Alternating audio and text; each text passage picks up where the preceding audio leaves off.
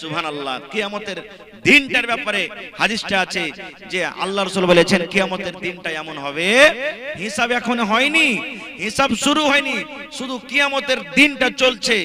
এবার কত মানুষ তখন আরজু করবে, আল্লাহ এই হিসাব কিতাবে বসার থেকে আল্লাহ তুমি জাহান্নামে দিয়ে দাও, ভালো হবে আমাদের জন্য। হিসাব কিতাবটা আল্লাহ কি আল্লাহ তুমি নিবে, আর সহ্য হয়নি আল্লাহ। এই বিচারের মাঠ আল্লাহ এত ভয়ঙ্কর খাতারনাক দিন, এই বিচারের দিনটার আল্লাহ আর সহ্য করতে পারি না কষ্ট, আল্লাহ তুমি জাহান্নাম দিবে তো দিয়ে দাও। কিন্তু জানছে ও যে জাহান্নামটা কত খাতারনাক জায়গা, তবে বলছেন আল্লাহ তুমি জাহান্নাম দিয়ে দাও। এরকম কঠিন দিন হবে, এরকম কঠিন দিনে মানুষকে জীবনের হিসাব লাগবে। 2 নম্বরে আল্লাহ রাসূল বলেছেন ওয়া আন শাবাবিহি ফিমা আবলাহু। 2 নম্বর আল্লাহ রাব্বুল আলামিন বলেছেন, আল্লাহ রাসূল বলেছেন, বান্দারে আজকে কিয়ামতের দিন তুমি নিজের জীবনের হিসাব দিতে পারবে না, নিজের যৌবন কালের তুমি শুধু হিসাবটা দিয়ে দাও। এই 15 বছর থেকে নিয়ে 30 বছরকার মধ্যখানে তোমার যে জীবনটা আছে, এই জীবনটার তুমি হিসাবটা দিয়ে দাও।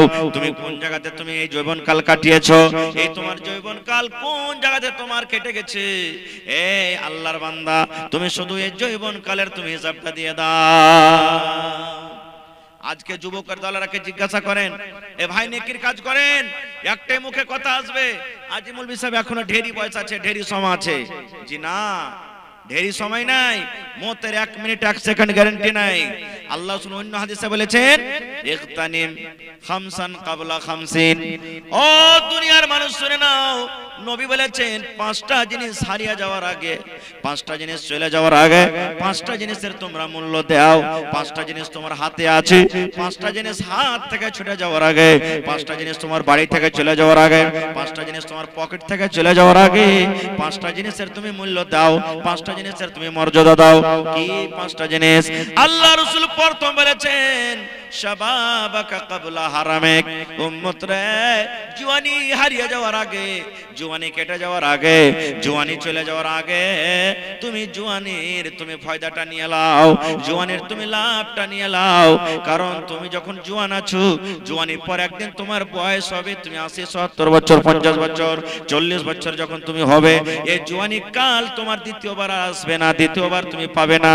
এই জন্য তোমার বুড়াতি বয়স আসার আগে আগে আল্লাহ তোমাকে যৌবন কাল দান করেছেন, এই যৌবন কালের তুমি লাভটা নিয়ে নাও। আজকে আমরা যৌবন কালের আমরা ভ্যালু দিনে, যৌবন কাল আছে, আপনি বললেন যে আমি বুড়াতি কালে ইবাদত করব, আল্লাহর তাসবিহ তাহলিল করব।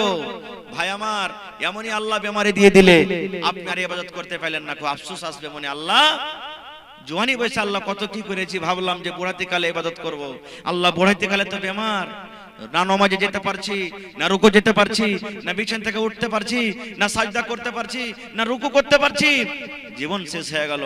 তখনও কিন্তু পস্তাবেন ভাই, তখনও পস্তাবেন। আর আরেকটা জিনিস জেনে লেখেন যে বুড়াতি কালের ইবাদত থেকে জওয়ানি কালের ইবাদতের দাম আল্লাহর কাছে বেশি। তাহলে যারা বুড়া মানুষ আছেন রেগে যান না, কারণ আল্লাহ তাবারাক ওয়া তাআলা আপনাদেরকে এই নিয়ামতটা একদিন দান করেছিলেন।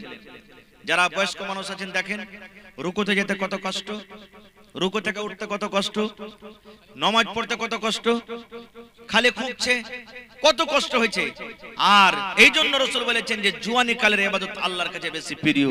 নামাজ পড়তে খাড়া হয়েছেন, দিমাগে নাই আপনার কয় রাকাত পড়নো না পড়নো, নামাজ পড়তে খাড়িয়েছেন, দোয়া আপনার ভুল হয়ে গেল, গোল হয়ে গেল দোয়া, আপনার দিমাগটা স্থির নাই। এই জন্য আল্লাহ তাবারাক ওয়া তাআলার দরবারে যৌবন কালের বেশি দাম। আর এই যৌবন কালের আল্লাহ রাব্বুল আলামিন কিয়ামতের দিন পরীক্ষা নেবেন, হিসাব করবেন। কিন্তু সুবহানাল্লাহ, হায়রে হতভাগা মুসলমান, হায়রে আফসোসের কথা, যেই নওজওয়ান, যেই যুবককে দিনের দিকে আসা চাই, আজকে সেই নওজওয়ান দিন থেকে অনেক দূরে চলে গেছে, আমরা অনেক দূরে চলে গেছি।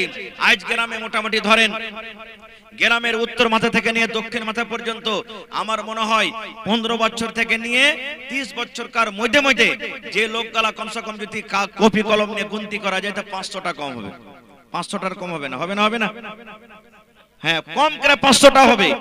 কপি কলম নিয়ে যদি আপনি বসেন 15 বছর থেকে নিয়ে 25-30 বছরকার মধ্যখানের 500টা মানুষ কম করে হবে। কই নওজওয়ান, কোথায় গেছেন আপনি?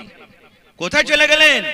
হায় রে আল্লাহ, আজকে মসজিদ ভেঙে যায়, আমরা কত আফসোস করি, হ্যাঁ অমুক লোকে অমুক জায়গাতে মসজিদ ভেঙে দিলে। আজকে মাদ্রাসা শেষ হয়ে যায়, হ্যাঁ আমাদের পরে জুলুম অত্যাচার করছে, অমুক জায়গাতে মাদ্রাসা বন্ধ হয়ে গেল। মুসলমান, আমি আপনি যদি মসজিদ আবাদ না করি তো কে করবে আবাদ? আল্লাহ নবীর জামানাতে আজকে মসজিদে ঝুল লেগে আছে কোনাতে, দেখেন কত, আমরা সাফ করতে যাই না। আজকে মসজিদে এখানটা সব পড়তে হবে, সাফ করতে যাই না। আজকে মসজিদে পেশাবখানাটা সাফ করতে হবে, আমরা যাই না। কেন? ছোট কাম মনে করি। ভাই মুসলমান, আল্লাহ নবীর জামানাতে বুখারী শরীফের হাদিস, এক কালো ধরনের মেয়ে লোক মসজিদের খিদমত করত। কালো মেয়ে লোক মসজিদ সাফ করা, মসজিদে ঝাড় দেওয়া, সব বিছা, সমস্ত কাজ করত।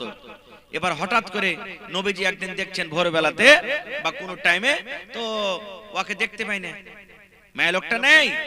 আল্লাহ রাসূল সাহাবীরাকে বলছেন, আপনারা যেমন বসে জালসা শুনছেন, বলছেন যে হ্যাঁ গো, মসজিদে যে ঝাড়ু দিত মেয়ে লোকটা তো বেমার সেমার হয়ে গেছে না, কোন জায়গাতে বেড়াতে টেড়াতে গেছে, দেখতে কেন পাই না। সাহাবীরা বলছেন, হুজুর ওই মেয়ে লোকটা দুনিয়া তার বেঁচে নাই, মারা গেছে। যে ঝাড় দিত মসজিদ মারা গেছেন। তা আল্লাহ রাসূল বলছেন যে তার কাফন দাফনের ব্যবস্থা কখন করেছো? বলছে হুজুর কাফন দাফন রাইতি করে দিয়েছি আমরা, আবার থুইনি খুঁজে, রাইতে কি থবো, রাইতি করে দিয়েছি। আর আল্লাহ রাসূলের হাদিস আছে, তিনখান জিনিসে দেরি করিও না, যত তাড়াতাড়ি পারবে করো। কি?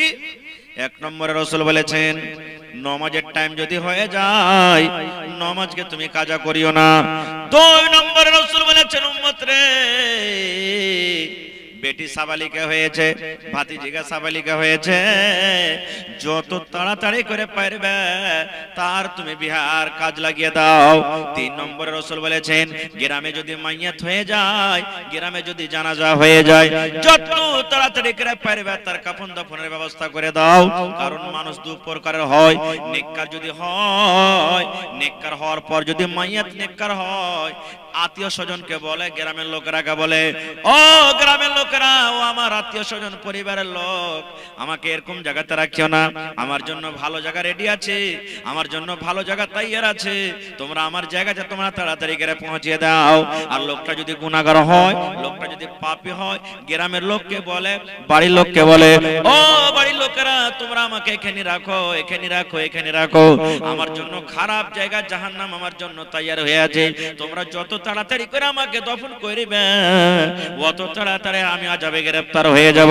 আল্লাহ রাসূল বলেছেন, পাপী হোক, নেককার হোক, বদকার হোক, যখন মাইয়াত হয়ে যাবে তুমি ইন্তেজার করিও না। আজকে আসরের টাইম মারা গেল, কালকে 10টার সময়তে জানাজা করব, আজকে সকাল বেলাতে মারা গেল, সন্ধ্যা 5টার সময়তে জানাজা করব, যত তাড়াতাড়ি পারবে রাসূল বলেছেন তার নিজের জায়গাতে তুমি তাকে পৌঁছিয়ে দাও, তার নিজের জায়গাতে তুমি পৌঁছিয়ে দাও। সুবহানাল্লাহ।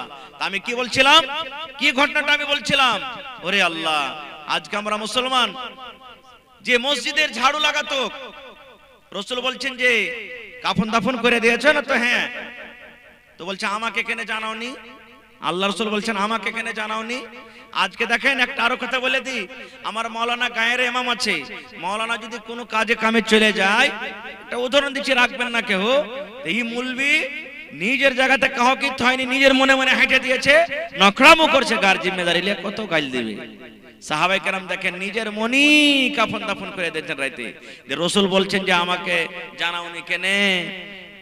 তখন সাহাবীরা বলছেন, হুজুর সামান্য মসজিদের ঝাড় দিত, ছোটখাটো কাম করত, একটা মেয়েলোক, বুড়ি মেয়েলোক ছোটখাটো কাম করত, রাইতের বেলাতে কি আপনাকে কষ্ট দেব, কাটা খোঁচা আপনি কুণ্ঠে যাবেন, এলাকা আমরা দফন করে দিয়েছি।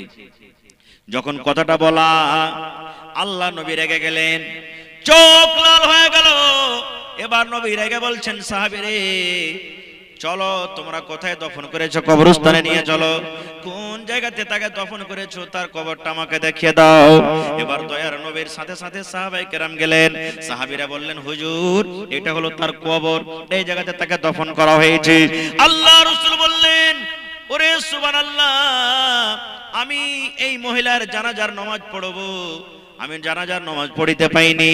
আল্লাহর নবী ওই কবরকে সামনে করে জীবনে প্রথমবার ওই দফন করা মহিলার জানাজার নামাজ আদায় করলেন। কেন পড়লেন? তার ফজিলতটা দেখার জন্য, তার মর্তবা দেখার জন্য, তার গুণটা দেখার জন্য। তাহলে বোঝা গেল মুসলমান, মসজিদে ঝাড়ু দেওয়ার যদি যদি এত মান সম্মান হয়, তাহলে যারা মসজিদ বানাবে তাদের মান সম্মান আল্লাহর কাছে কতখানি। যখন নবীজি হিজরত করে মদিনায় চলে গেলেন, মদিনাতে মসজিদ বানাইতে হবে। মদিনাতে মসজিদ নাই, মদিনাতে মসজিদ বানাইতে হবে। নবী সাহাবীরা লিয়ে বসে গেলেন।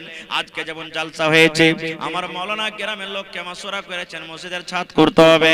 আল্লাহ রাসূল সাহাবীরা নিয়ে বসে গেলেন, সাহাবীরে জামাতে নামাজ পড়বো। মুসলমানের শান, মুসলমানের মান হলো মসজিদ, মসজিদ বানাইতে হবে। কোন জায়গাতে বানাইতে হবে? এই করতে করতে নবী বললেন, এই জমিনটা কার? এই জমিনটা ফাঁকা হয়েছে কার? সাহাবীরা বললেন, নবী গো, দুটা ইয়াতিম বাচ্চার জমিন। বাপ দুনিয়াতে নাই, বাপ দুনিয়া থেকে চলে গেছে। একটার নাম হলো সাহাল, একটার নাম হলো সোহাইল। ইয়াতিম বাচ্চা, বাপ হারা বাচ্চা, দুটা ইয়াতিম বাচ্চা। আল্লাহ রাসূল বললেন, বাচ্চা দুটাকে ডাকো, ছেলে দুটাকে ডাকো। এবার খবর করা হলো, ও সাহাল সোহাইল, নবী তোমাদেরকে ডাক দিয়েছেন, চলো। এবার বাচ্চা দুটা দৌড়াতে দৌড়াতে আল্লাহ নবীর কাছে চলে এলেন। আসার পর এবার রাসূল বলছেন, সাহাল সোহাইল, এই জমিনটা কার রে বাবা? তারা দুইজন ভাই বলছেন, হুজুর আমাদের জমিন। আল্লাহ রাসূল বলছেন, বাবারে জমিনটাকে বিক্রি করবে না? যদি পারো তো জমিনটা বিক্রি করে দাও। বাচ্চা দুটা বলছেন, নবী গো, কেন জমিন বিক্রি করবো গো আল্লাহ রাসূল? বিক্রি করার তো দরকার নাই। আর আমরা যদি বিক্রি করি, আপনি এই জায়গাতে কি করবেন জমিনটা নিয়ে? আল্লাহ রাসূল বললেন, সাহাল সোহাইল, এই জায়গাতে আল্লাহর ঘর হবে, মসজিদ হবে, খোদাখানা তৈরি হবে। আল্লাহর ঘরের জন্য তোমরা জমিনটাকে বিক্রি করে দাও। এবারে দুটা ইয়াতিম বাচ্চা বলছেন, না না নবী গো, আমরা জমিনটা বিক্রি করব না, জমিন আমরা বেচবো না। যদি আল্লাহর ঘর আপনার দরকার থাকে, আল্লাহর ঘর যদি বনে, আমরা দুই ভাই আল্লাহর হস্তে খোদার রাহে আমরা ওয়াকফ করে দিলাম, দান করে দিলাম, আমরা বিক্রি করব না। আপনি আমাদের জায়গাতে জমিনে মসজিদ করেন, আমরা দুই ভাই খুশি মনে দান করে দিলাম।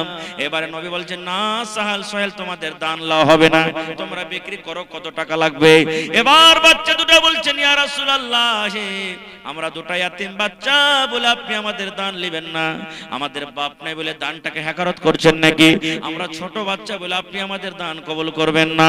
আল্লাহ রাসূল বলছেন, ও সাহাল সোহাইল, তোমরা ছোট আছো, তোমাদের বাপ নাই বলে তোমাদের দানটাকে নেব না, তোমাদের দান বলে হাকারত করছে, এরকম কোনো কথা নয় রে। এখনো তোমাদের বাপ নাই, তোমাদের গার্জিয়ান নাই, মালিক নাই, তোমরা এখনো ওয়াক্কান ছোট হয়ে আছো। আজকে তোমাদের জমিনে যদি মসজিদ বানিয়ে দিই, পরকার লোকেরা যখন জানবে, তখন আমার পরে ইলজাম লাগাবে, আমার গতরে দাগ লাগাবে, আর বলবে তোমাদের নবী দেখো কেমন রে, দুটা ইয়াতিম বাচ্চার কাছ থেকে জাবরান জমি নিয়েও কিনা আল্লাহর ঘর মসজিদ বানিয়ে দিয়েছে। এই জিনিসটা যেন আমার পরে না হয়। সুবহানাল্লাহ। একটা ঘটনা আরো বলে দিই। সুনহেরি কিরনির মধ্যে লিখছেন আব্দুল মালিক মুজাহিদ, যে একটা ইয়াতিম বাচ্চা, গরিব ছেলে, খাজুরের বাগান ছিল তার, আর পাঞ্জরে একটা ধনী লোকের খাজুরের বাগান ছিল।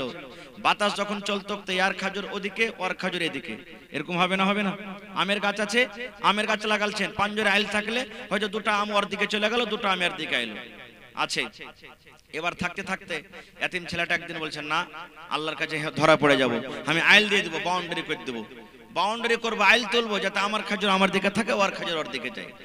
আইল তুলতে তুলতে ভাই সামনে কিন্তু একটা খাজুর গাছ পড়ে গেছে, ধনী লোকটা আইলের সামনে পড়ে গেছে। এবার তখন এই ছেলেটা ধনী লোকটাকে বলছে যে, গাছটা আপনি আমাকে দিয়ে দেন।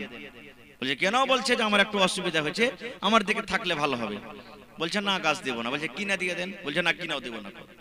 ছেলেটা চলে গেলেন আল্লাহর রাসূলের কাছে, যা বলছেন, হুজুর আমার পার্শ্বে একটা ধনী লোক আছে, ওর খাজুরের একটা গাছ আছে, আমার দিকে পড়ছে, আমি কত বুঝালাম, কিনাও দেয় না, এমনিও দেয় না, একটু বুঝান তো তাকে। তো রাসূল বলছেন, ডাকো। আপনারা যেমন মজলিস লেগে আছেন, সাহাবায়ে কেরাম বসে আছেন, লোকটাকে ডাকা হলো। আল্লাহ রাসূল বলছেন যে, রে আল্লাহর বান্দা, আরে ইয়াতিম বাচ্চা, ইয়াতিম, বাপ নাই, দিয়ে দে ছেলেটাকে, আল্লাহ নাকি দিবে তোকে। বলছে না, দেব না। এবার দয়ার নবী অফার দিয়ে দিলেন, ও আল্লাহর বান্দা, তুমি শুনে নাও রে, ইয়াতিমকে কোনোদিন তুমি ধিক্কার করিও না। বাপ যার নাই, আল্লাহ রাসূল অফার দিয়ে দিলেন, ইয়াতিমের যদি তুমি লালন পালন করো, ও দাদু দাদি, ও চাচা চাচি, তোমরা শুনে নাও, নবী বলেছেন ইয়াতিমের যদি লালন পালন করো, ওই লালন পালন করনেওয়ালাকে আল্লাহ রাব্বুল আলামিন নিজের জান্নাতের ভিতরে জায়গা দিবেন। আল্লাহ রাসূল বলেছেন কোনদিন তোমরা ইয়াতিমকে ধিক্কার করিও না। এবারে রাসূল বললেন, ও আল্লাহর বান্দা, যদি তুমি এই ইয়াতিম বাচ্চাটাকে খেজুরের গাছ দিয়ে দাও, এই গাছটার বদলাতে আমি নবী আল্লাহর দরবারে তোমার জন্য দোয়া করব, আল্লাহ রাব্বুল আলামিন জান্নাতের ভিতরে তোমাকে একটা গাছ দান করবেন। ইয়াতিম ছেলেটাকে গাছ দিয়ে দাও, যদি ইয়াতিম ছেলেটাকে তুমি গাছ দিতে পারো, এই গাছের বদলাতে আল্লাহ তোমাকে জান্নাতের ভিতরে একটা গাছ দান করবে। তা বলছেন আমার দরকার নেই, লিব না আমি। যখন এই কথাটা বলা, সাহাবায়ে কেরামের মধ্যে একজন সাহাবী ছিলেন আবু দাহদা রাদিয়াল্লাহু তাআলা আনহু। গতরের রুমা মনে হয় তার খাড়া হয়ে গেল, গতর একবারে সিঁড়ে গেল। কেমন লোক রে, জামান জান্নাতের একটা গাছের বদলাতে দুনিয়ার একটা গাছ ছাড়তে বলছে, তা ছাড়ে না। এবার আবু দাহদা খাড়া হয়ে গেলেন মজলিসে, ইয়া রাসূলুল্লাহি, আল্লাহ নবী গো, এই গাছটা যদি কিনে এই ইয়াতিম বাচ্চাটাকে কোন লোক দিয়ে দিতে পারে, তাহলে আপনি অফারটা ওই লোকের জন্য রাখবেন কি রাখবেন না? যত টাকা লাগবে, যত মাল লাগবে, যত জমি লাগবে, যত বাড়ি লাগবে, যে করে হোক নবী গো, ওই লোকটার কাছ থেকে যদি এই খেজুরের গাছটা কিনে ইয়াতিম বাচ্চাকে দেওয়াইতে পারি, তাহলে এর বদলাতে বিনিময়ে জান্নাতের ভিতরে আল্লাহ আমাকে গাছ দান করবেন কি ধরবেন না? এবার রাসূল বললেন, হ্যাঁ, যদি ইয়াতিম বাচ্চাটাকে তুমি গাছটা কিনে যদি দিতে পারো, আল্লাহ রাব্বুল আলামিন তোমার জন্য জান্নাতের ভিতরে একটা গাছ দান করবেন। যেমনই কথাটা শোনা, আবু দাহদা রাদিয়াল্লাহু তাআলা দৌড়াইতে দৌড়াইতে বাড়ি চলে গেলেন। বাড়িতে যাওয়ার পর বিবিকে ডাকতে বলছেন, বিবিরে কেওলা খানটা কই? কই রে বিবি, কেওলা খান কই? কেওলা খান দিয়ে দাও, খাতিয়ান খান তুমি দিয়ে দাও রে বিবি। তাড়াতাড়ি করে বিবি খাতিয়ান বাইর করে দিয়ে দিলেন। এবার ওই কেওলা খান দৌড়াতে দৌড়াতে দৌড়াতে মজলিসে এসে বলছেন, আল্লাহ নবী গো, আমি আবু দাহদা, আমার 700 খেজুরের গাছের একটাই বাগান আছে, আমার একটা বাগান আছে যাতে 700 খেজুরের গাছ আছে, ওতে একটা আমার বাড়ি আছে, ওতে একটা সুন্দর একটা কুয়া আছে, কুয়ার পানি মিষ্টি। এবার সে আবু দাহদা বলছেন, আল্লাহ রাসূল গো, আমার বাড়ি এবং আমার ওই পুকুর কুয়া এবং 700 খেজুরের গাছের বাগানের কেওলা আপনার সামনে হাজির করে দিলাম। এবার রাসূল লোকটাকে বলছেন, এবার আবু দাহদা বলছেন, ও আল্লাহর বান্দা, তুমি 700 গাছের কেওলা তুমি নিয়ে নাও, আর দয়া করে ওই ইয়াতিম বাচ্চাকে তোমার একটা গাছ তাকে দিয়ে দাও। লাও তুমি 700 খেজুরের গাছের কেওলা আর একটা বাচ্চাকে বাগান এই গাছটা দিয়ে দাও। তখন লোকটা হাসছে, মজা করছো নাকি তুমি? আবু দাহদা বলছেন, না না, মজাক আমি করি না, আল্লাহ রাসূলের সামনে আমি বলছি রে, আমি তোমাকে কেওলা দিয়ে দিলাম, তুমি বাচ্চাটাকে দিয়ে দাও। এবার যখন বাচ্চাটাকে গাছটা দেওয়া হলো, কেওলা তাকে দান করে দিলেন। আবু দাহদা আবার দৌড়াতে দৌড়াতে বাড়ি চলে গেলেন। দুয়ার থেকে, দরজা থেকে বিবিকে ডাক দিচ্ছেন, ও ভালোবাসা বিবি উম্মে দারদা, বাড়ি থেকে তাড়াতাড়ি করে বের হয়ে যাও, দরকার মতন যেগুলো সামান আছে নিয়ে তুমি বাড়ি থেকে বের হয়ে যাও। এবার তার স্ত্রী বলছেন, স্বামী গো, কেন বাড়ি থেকে বের হব? বলছে, বিবি রে, এই বাড়ি এই বাগান বিক্রি করে দিয়েছি, আজ থেকে আমাদের এই বাড়ি নয়, বাগান নয়, বিক্রি করে দিয়েছে। বিবিরে তাড়াতাড়ি করে বাড়ি খালি করে দাও। এবার আবু দাহদা রাদিয়াল্লাহু তাআলা আনহুর স্ত্রী উম্মে দাহদা তখন বলছেন নিজের স্বামীকে, ও স্বামী গো, কত টাকাতে বিক্রি করলেন একটু কি জানতে পারি? আপনি বাগান বিক্রি করে দিলেন, কি কারণে বিক্রি করলেন? বাড়ি বিক্রি করে দিলেন, কি কারণে করলেন একটু কি জানতে পারি? আবু দাহদা বলছেন, বিবিরে বিক্রি করেছি কোনো টাকাতে নয়, পয়সাতে নয়, জমি জায়গাতে নয়, বিবিরে জান্নাতের মাত্র একটা গাছের বদলাতে আমি 700 খেজুরের গাছের বাগান আমি বিক্রি করে দিয়েছি। মাত্র জান্নাতের একটা খেজুরের গাছের বদলাতে আমি বিক্রি করে দিয়েছি। এবার বিবি তখন বলছেন, স্বামী গো, আল্লাহ রাব্বুল আলামিন জান্নাতে যে গাছটা দিবেন, জান্নাতের ভিতরে যেটা গাছ পাবো, ওই গাছটা কত বড় হবে একটু কি নবী বলেননি? আল্লাহ রাসূল সাল্লাল্লাহু আলাইহি ওয়াসাল্লাম কি বলেননি যে জান্নাতের গাছটা কত হবে? এইবার আবু দাহদা বলছেন, বিবি রে, আল্লাহ রাব্বুল আলামিন যেটা জান্নাতে গাছ আমাকে দান করবেন, ওরে আল্লাহ, আবু দাহদা বলছেন, একটা ঘোড়াতে চড়ে, মজবুত সুন্দর ঘোড়া, হাট্টা ঘাট্টা ঘোড়াতে চড়ে, এবার যদি আমি গাছটার তলাতে তলাতে হাঁটতে থাকি, দৌড়াইতে থাকি, ঘোড়াটা নিয়ে যেতে থাকি, কতদিন? একদিন গেল, 2 দিন গেল, মাস গেল, 2 মাস গেল, বছর গেল, 5 বছর গেল, এই করতে করতে মিয়াত আমিন 100 বছর যদি গাছের তলাতে চড়ে চড়ে যদি আমরা পার করি, আল্লাহ রাসূল বলেছেন, বিবিরে 100 বছর শেষ হয়ে যাবে, কিন্তু গাছের তলা পার করে শেষ করতে পারবে না। এত বড় জান্নাতের গাছটা হবে। সুবহানাল্লাহ। ভাই আমার, আর একটা হাদিস আছে, আপনারা বলবেন যে হাজী মাওলানা মসজিদ বানিয়ে কি পাবো, মসজিদ বানার ফজিলত কি? আল্লাহ রাসূল বলেছেন তুমি বাড়ি বানাও। কে কোনটা ধোঁয়া জ্বালছে যে ভাই? আল্লাহ রাসূল বলছেন তুমি বাড়ি বানাও, ছেলে মেয়ের জন্য মানা নাই। 5 তলা বানাও, 2 তলা বানাও, 3 তলা বানাও, মানা নাই।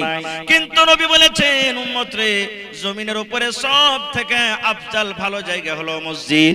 আর মসজিদ যারা বানাবে, বানাল্লাহু লাহু বাইতান ফিল জান্নাহ, আল্লাহ দুনিয়াতে যদি কোনো মানুষ মসজিদ বানায়, আল্লাহ রাব্বুল আলামিন তার জন্য জান্নাতের ভিতরে একখানা ঘর বানিয়ে দিবে।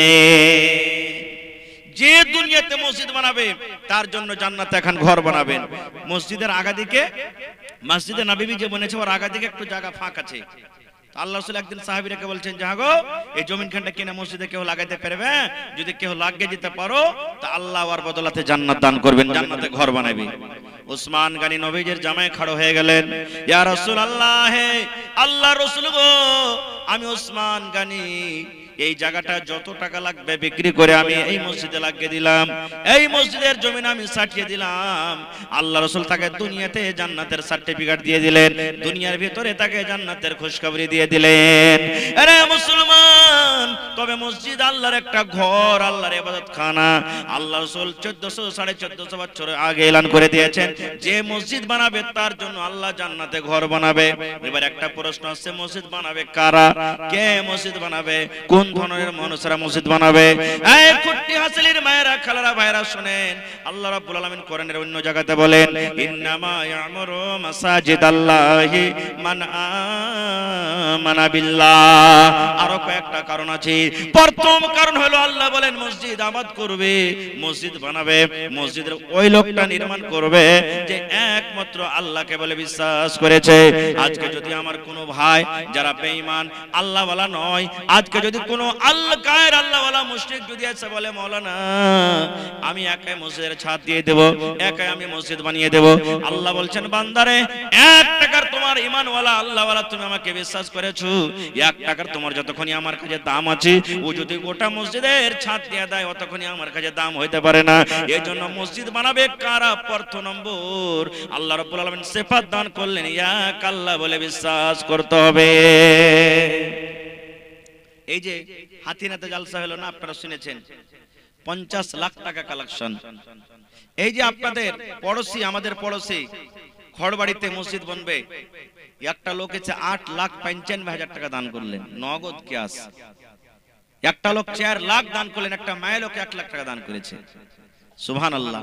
ভাই আমার, আজকে আপনাদের মসজিদের ছাদ হবে এই কোন জায়গাতে, মিরকাহাকে কোন গায়ে একটা ওয়াক্তে মসজিদ আছে, একটা লোক এসে বলছেন মাওলানা ছাদ হবে, সেট্রিং খরচা যা লাগবে আমি একা দিয়ে দিলাম, একলে আমি দিয়ে দিলাম, যা খরচা হবে।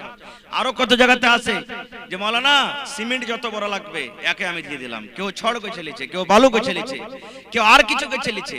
তো ভাই আমার, রাত্রি ঠান্ডার সময়, মৌসুমটা ঠান্ডার, আমি কথাকে বেশি না লম্বা করে আজকে সাহাল সোহাল কে হবেন, আজকে ওসমান গনি কে হবেন, দেখি কোন আল্লাহর বান্দা সর্বপ্রথম 1 কুইন্টাল রডের দাম দান করবেন কেউ মসজিদের ছাদের জন্য, একটা লোক 100 সেফটি বালুর দাম দান করবেন, একটা লোক 100 সেফটি গিট্টির দাম দান করবেন।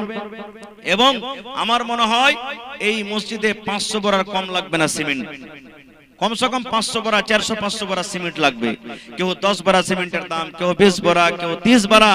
এবং দেখি আমার মায়েরা খালারাকে মেলায় জালসাতে এবারে গহনা পাওয়া গেল, ছাগল পাওয়া গেল, কাঁসার থালি, কাঁসার বর্তন, বিভিন্ন রকমের দান পাওয়া গেছে।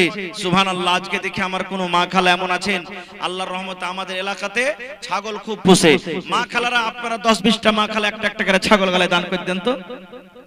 সুবহানাল্লাহ। দেখেন আল্লাহুস সামাদ, দেখেন আল্লাহ আমার আজকে কোন খালা সুবহানাল্লাহ নাকের একটা সোনার নাকের আর 2টা কানের রিং দান করেছেন, নারে তাকবীর, সুবহানাল্লাহ। দেখেন আরো আছে মাশাআল্লাহ, আরো এই দেখেন সোনার, মানে 3টা সোনার লাখের, সুবহান, 2টা সোনার লাখের আর 2টা হলো কানের, সুবহানাল্লাহ দান করেছেন।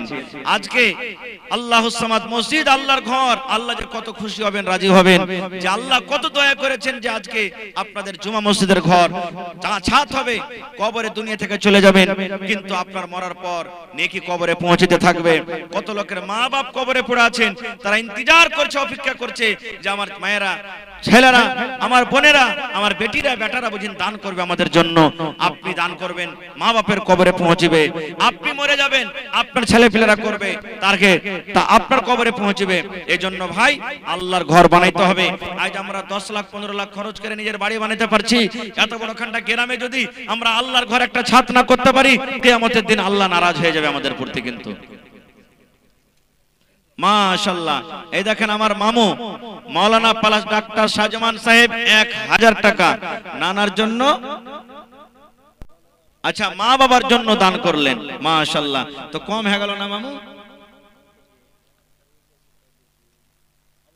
আচ্ছা আচ্ছা, ওদিকও দিয়েছে, তো 1000 টাকা হলো। তারপর 1000 দিয়ে দাও, পরে দিয়ে দিবে, এখন না হইলে পরে। নারে তাকবীর, মাশাআল্লাহ। এই দেখেন নওজওয়ান, 100টা খালি নওজওয়ান গায়ে খাড়িয়ে যায়, 100টা লোক আল্লাহওয়ালা দিনদার লোক খাড়িয়ে যায় যে মসজিদের ছাদ করব, ইনশাআল্লাহ ছাদ হয়ে যাবে। মাশাআল্লাহ, জাযাকাল্লাহ। আল্লাহ আমার মামা জান শাহজামান সাহেব আল্লাহ 2000 টাকা নিজের মা বাবার জন্য হাজির করলেন। আল্লাহ তারা দুনিয়াতে বেঁচে নাই, কবরের ভিতরে চলে গেছে। আল্লাহ জানি না তারা কবরে কি হালাতে আছে। আল্লাহ তারকে কবরে জান্নাতের বিছানা দিয়ে দাও, আল্লাহ তারকে কবরকে নূর দিয়ে মুনওয়ার করে দাও।